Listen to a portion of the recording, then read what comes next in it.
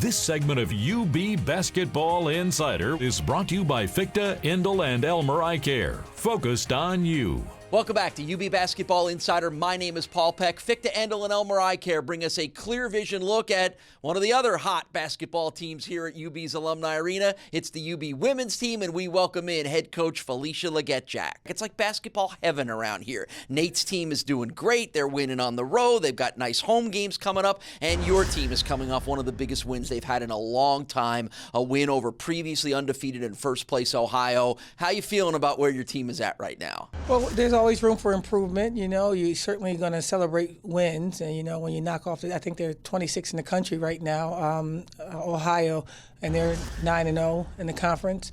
To do that, it says that we decided defense was going to be a priority.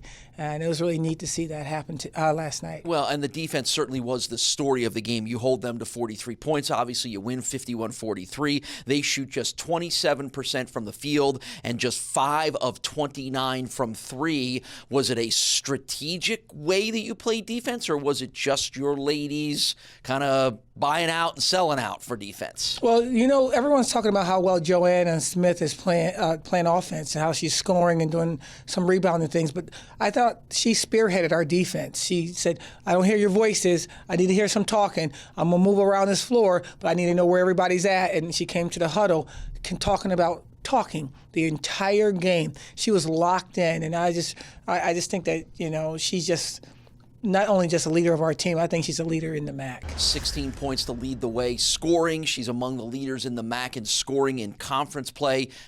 Tell us how she's elevated the level of her game the last month and a half or so. Well, she just bought in. She's 100% locked in. One thing she's doing, like you can find her in the gym with anybody. Most good players, they're in a gym with just one person, a coach or a favorite teammate.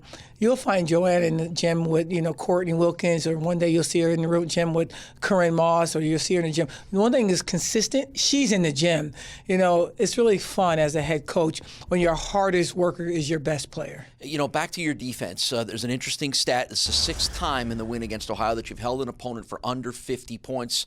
Obviously, you're 6-0 in those games. Is it as simple as when you guys can play that level of defense and shut people down offensively that it goes a long way towards your winning games? Well, all I know is I feel a lot better when we defend.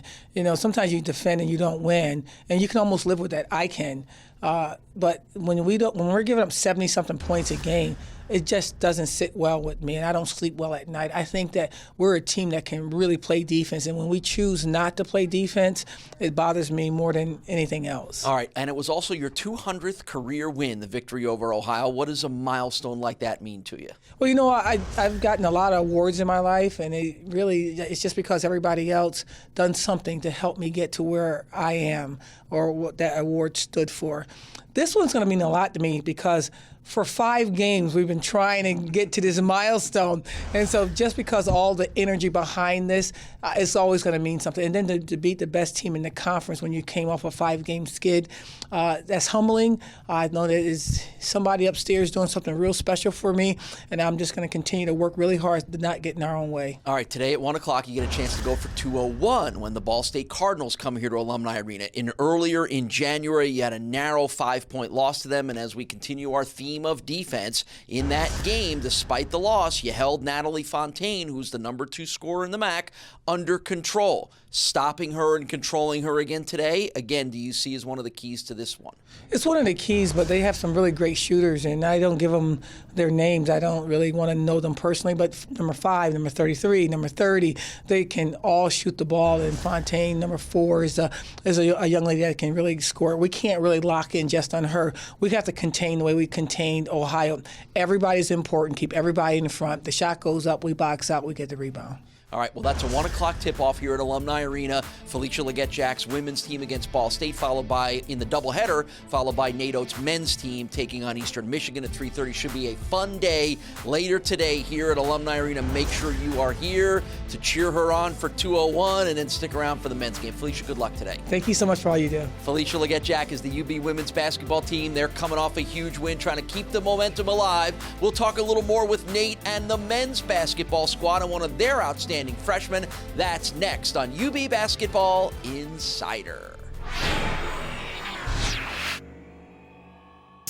Support the new Basketball Excellence Fund and help build a strong foundation for years to come. You can play a critical role in shaping the success of UB basketball while also getting exclusive benefits and opportunities. Log on to bullsblueandwhite.com for more information.